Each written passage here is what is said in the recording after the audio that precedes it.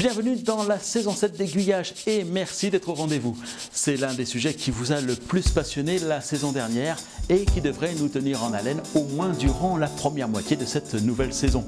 Mini World, le plus grand monde miniature de France, est en cours de construction à Lyon et devrait ouvrir ses portes dans le courant de l'hiver. Régulièrement, j'y promène la caméra d'Aiguillage pour vous tenir informé de l'avancée du projet. Retour sur des mois d'été qui n'ont pas été chômés. Mini World s'est installé il y a un an dans la banlieue de Lyon, à Vaux-en-Velin, dans une friche industrielle, l'usine Taz, autrefois fleuron du textile. Et voilà à quoi ressemblaient les locaux à la même époque l'an dernier, alors que le projet était présenté au public à l'occasion des Journées du patrimoine. Un grand espace qui reste à aménager et quelques plans affichés au mur pour expliquer le concept. Un an plus tard, les premières voies sont posées et câblées et 2 des 3 mondes à créer sont dans un état de construction avancé. C'est d'abord à la ville à laquelle les créateurs de Mini World de Lyon se sont attachés, car il s'agissait de loin du monde le plus complexe à réaliser, 1/3 de la maquette, mais 50% du travail. En juin dernier, à l'occasion de la fête des voisins, l'avancée du projet est présentée aux donateurs, des internautes qui ont acheté un titre de propriété dans ce qui deviendra le futur village des donateurs. Daniel Quesnay a acheté un emplacement de camping pour y planter sa tente. Depuis que je suis enfant, j'ai fait du modélisme ferroviaire avec mon oncle d'ailleurs, qui m'a provisionné en rail et une locomotive à l'époque où j'étais enfant. Et j'ai dû, pour des raisons matérielles, mettre un peu en suspens mon activité ferroviaire. Enfin bon, j'espère pouvoir redémarrer dans les mois qui viennent, puisque je vais être bientôt à la retraite. Donc ça me laissera un peu de temps libre. Et donc j'ai trouvé que le projet qui se faisait ici était très intéressant et donc j'ai voulu le soutenir dans l'acquisition de ma petite parcelle. Daniel viendra du coup faire du camping à Lyon. Lui qui habite à Clermont-Ferrand espère bien faire partie des tout premiers visiteurs qui pousseront les portes de Mini World de Lyon dans les jours qui suivront son ouverture. 3 mondes seront ouverts au public dans un premier temps. Puis viendront de futures extensions. Les 3 premiers mondes sont la ville, la montagne et la campagne. Le plus avancé est actuellement la ville, car c'était de loin celui qui représentait le plus de travail pour l'équipe de Mini World de Lyon, en raison de la densité de l'urbanisme d'une part, et d'autre part de la mise au point d'un système de circulation routier à la technologie innovante et probablement unique au monde. Inspiré du car-faller bien connu des modélistes, le système de circulation mis en place à Lyon permettra aux voitures de se doubler, d'être dotées de clignotants fonctionnels, de s'arrêter pour prendre de l'essence et d'autres fonctions qui resteront à découvrir. Pascal Guénard, un autre invité de la soirée, ne boude pas son plaisir alors qu'il découvre les premiers modules animés. Il s'est offert une maison bourgeoise dans le village des donateurs. Oui, j'étais déjà venu pour les Journées du patrimoine, la première fois, donc quand on a visité l'étage, là où ce sera installé. Et puis là, on est revenu aujourd'hui pour la Journée des voisins. Effectivement, par rapport à la première visite, ça a bien progressé. Je pense qu'il y a encore beaucoup de choses à faire, mais là, on voit déjà un bon avancement. Nous allons laisser la soirée se terminer tranquillement pour revenir quelque temps plus tard. Nous sommes le 1er août et la ville est toujours l'objet de toutes les attentions des maquettistes. La gare en particulier, avec ses 6 voies à quai et ses 2 voies de passage. Les caténaires sont à l'atelier peinture. Les signaux, pareil, sont à l'atelier peinture. Ouais, ça confirme tout doucement. Oui, ça c'est la gare de grande ligne avec l'arrivée TGV, quelques trains de marchandises.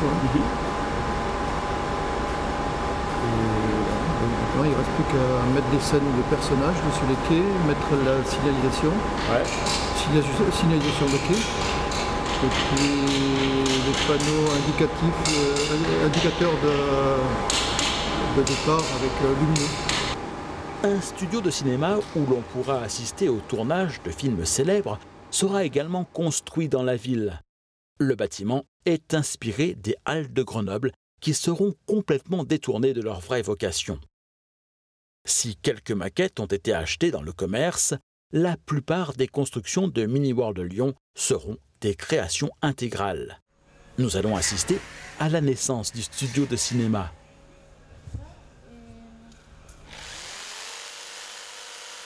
Tout commence par la découpe minutieuse d'une plaque de plastique transparente.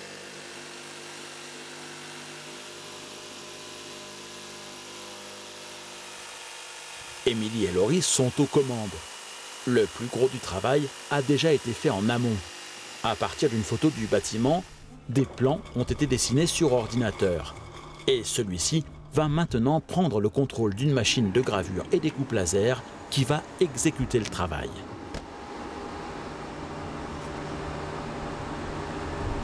Mais au préalable, celle-ci doit être correctement calibrée et quelques tests sont nécessaires pour s'assurer de la qualité de la gravure et de la découpe.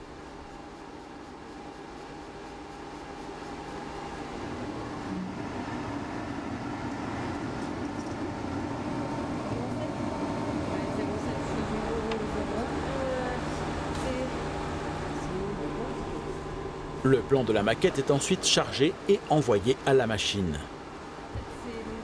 Ça commence par la gravure. C'est pour ça que ça va mettre du temps. Ça va graver tous les traits et après ça va découper les formes. Il faudra 50 minutes pour que la façade du cinéma soit réalisée. Le temps pour nous de nous rendre dans le Jura.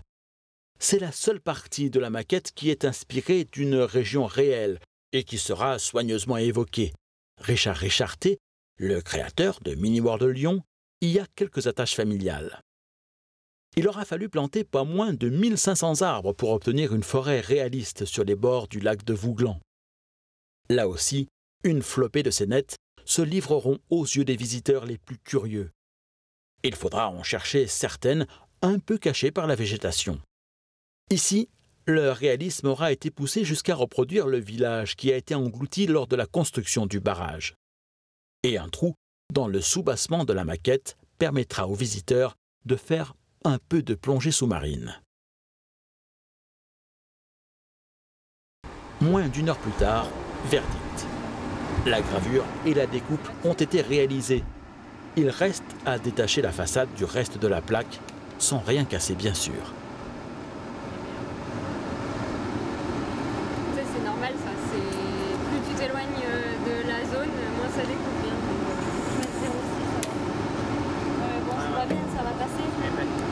Faut que C'est assez solide. Richard supervise les opérations. Il attend beaucoup de ce studio de cinéma.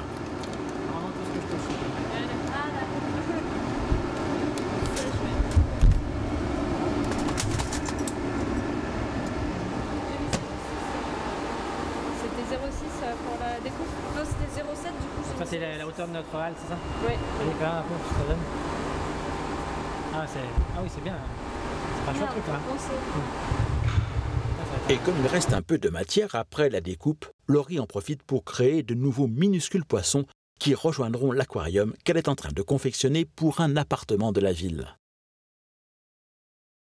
Laissons passer les vacances et c'est déjà la rentrée. L'école de la ville a fait le plein d'élèves et on imagine facilement le brouhaha de la cour de récréation. Mais ne parlons pas de rentrée à Jean-Marc Arté. Il ne se souvient pas d'avoir eu de vacances cet été. Oh, la rentrée chez nous. Pas de vacances, c'est ça? Pas de vacances, donc ça a été une rentrée, comment ça s'appelle, qui n'avait pas vraiment d'impact. On a beaucoup travaillé cet été. Il n'a pas fait trop chaud, heureusement, et ça nous a permis de pouvoir bien avancer. On a bien sûr complété la ville. La ville est bientôt terminée avec une petite église sympathique là, qui est arrivée et qui avance bien, la gare qui avance aussi. Ouais. Et là, j'aurais rien à vous montrer. Par contre, l'été, c'est surtout la montagne. Donc on a beaucoup avancé sur la montagne. Donc là, vous avez juste derrière moi une partie de la montagne avec une rampe hélicoïdale qui va être vue est visible par tous les visiteurs, qui intègre 2 voies normales et 2 voies métriques, avec à peu près 6 tours qui vont permettre de monter jusqu'à des voies à 1,80 m de haut. D'accord. Donc on va partir du plateau à combien et on va monter à 1,80 m? Le plateau de base est à 75 cm du sol, donc on va monter 1,80 m, donc ça fait plus d'un mètre. L'architecture, une architecture bois, une architecture métallique, qui va permettre de pouvoir supporter le poids d'un homme, même de 2 personnes, et de toute la montagne qui se trouve au-dessus, puisqu'il faut savoir que la montagne va monter à 4,20 m de haut. Donc c'est quand même assez important. L'objectif étant d'intégrer un poteau qui en fait est en plein milieu des modules de la montagne. Donc là vous allez avoir en fait pratiquement, vous allez être la partie la plus haute. Sur la partie gauche vous allez avoir tout un ensemble de montagnes sous la neige, donc avec plein de surprises qui ressemblera beaucoup à Noël. Et puis sur la partie droite on va être sur la montagne un peu plus classique, qui va descendre gentiment, et pratiquement quand on sera au bout là-bas, on va se retrouver pratiquement sur la campagne avec quelque chose de beaucoup plus cool et zen, avec déjà des fermes, des choses qui vont tout simplement ressembler à, on va dire, à la campagne, mais un peu suisse au départ et puis après française.